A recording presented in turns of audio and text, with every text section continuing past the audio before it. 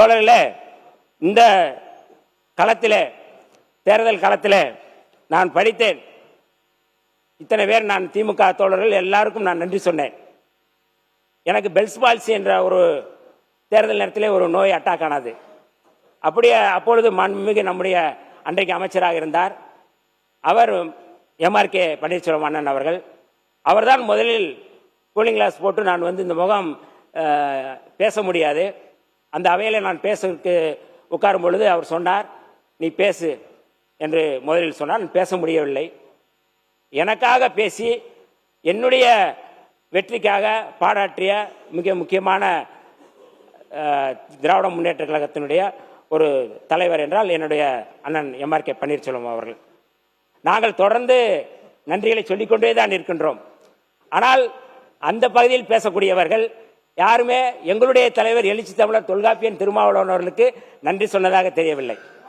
நான் கன்னி உரை என்று சொல்லும் பொழுது எதற்காக கன்னி உரை, இது கன்னி உரை அல்ல, இது வன்னி உரை என்று நான் சொன்னேன் என்றால், மரியாதைக்குரிய பாமகவுடைய சட்டமன்ற கட்சி தலைவர் அன்றைக்கு அந்த கன்னி உரை குறித்து பேசினார்கள். கன்னி உரை என்பது, கன்னி என்பது கற்போடு சம்பந்தப்பட்டது. கற்பு என்றால் இருவாளருக்கும் பொதுவென்று வைப்போம் என்று புரட்சி கவிஞர் பாரதிதாசன் சொன்னார். அதோடு சேர்க்கிறது, அது சேர்ந்தது அது. ஆனால் நன்றி என்றாலும் இருவருக்கும் பொதுவானதுதான். அப்ப நீங்க இதுவரை நாங்களும் உங்களுக்காக பாராட்டி இருக்கிறோம், நீங்களும் எங்களுக்காக பாராட்டி இருக்கிறேன். கிராமத்திலே சொல்வார்கள், நான் அரிசி கொண்டு வரேன், நீங்க உம்மி கொண்டு வாங்க, ரெண்டு பேரும் ஊதி ஊதி சாப்பிடுவோம்னு சொல்லுவாங்க. அரிசி ஒரு இடத்துல இருக்கும், உம்மி ஒரு இடத்துல இருக்கும். ஆனா ரெண்டையும் மிக்ஸ் பண்ணி ஊதி ஊதி சாப்பிடுவோம்னு சொல்லுவாங்க. ஆனால் ரெண்டு பக்கமும் அரிசி தான் இருக்கின்றது, ரெண்டு பக்கமும் வாக்குகள் தான் இருக்கிறது, ரெண்டு பேருடைய உழைப்பும் இருக்கின்றது. ஆனால் இதுவரை அப்படியான நன்றி சொல்லவே நாங்கள் நன்றிக்குரியவர்கள் என்பதை இந்த அவையில் நான் பதிவு செய்ய விரும்புகின்றேன். அதற்காக நன்றி. எதிர்கட்சி தலைவர் பேரவைத் தலைவர் அவர்களே, மாண்புமிகு அமைச்சர் அவர்கள் எல்லோருக்கும் நன்றி சொன்னார்கள், எனக்கும் நன்றி சொன்னார்கள். குறிப்பிட்டு நான் பேசியதெல்லாம் பேசினார்கள். என்னுடைய வெற்றியை விட திரு வன்னியரசுடைய வெற்றி எனக்கு மிக முக்கியம் என்று சொன்னதெல்லாம் இன்று நன்றி சொன்னார்கள். அதற்கு என்னுடைய நன்றியை நான் தெரிவித்துக் கொள்கின்றேன். அதேபோல் அவர் சொல்லியிருக்கிறார், அண்ணன் தொல் திருமாவளவன் அவர்களுக்கு நாங்கள் நன்றி சொல்லவில்லை என்று.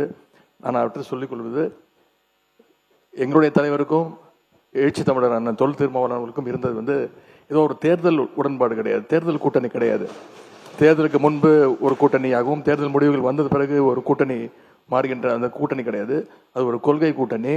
நான் இன்னும் பலமுறை பெருமையாக சொல்லியிருக்கிறேன், என்னுடைய அரசியல் ஆசான் என்றால் அதை நான் தொல் திருமாவளவன் ஏற்றுக்கொள்கின்றேன் என்று பலமுறை நான் சொல்லியிருக்கின்றேன். எனவே நான் தொல் திருமாவளவனுக்கு நாங்கள் என்றைக்குமே எங்களுடைய நன்றியை தெரிவித்துக் கொள்கின்றோம். மாண்புமிகு அமைச்சர் நன்றி. இப்போதான் சொல்றாங்க, அதனால நான் வந்து அதற்கு என்னுடைய நன்றியை நான் தெரிவித்துக் கொள்கிறேன்.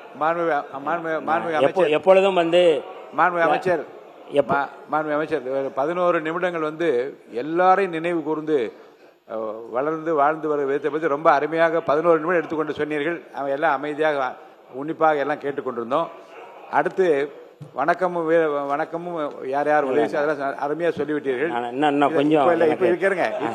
இப்போதைக்கு நாங்கள் அனைவரும் அவை விரும்புவது மானிய கோரிக்கைக்குள்ளே வந்து நீங்கள் பேச வேண்டும் என்று விரும்ப முடிக்கணும். நீங்க ஏன்னா அடுத்து முதல் கிளைமாக்ஸ் பேசிட்டு 2வது கிளைமாக்ஸ் இருக்கு, அந்த உரை என்கிட்ட இருக்குது, அதை நான் வந்து படிச்சிடறேன். நான்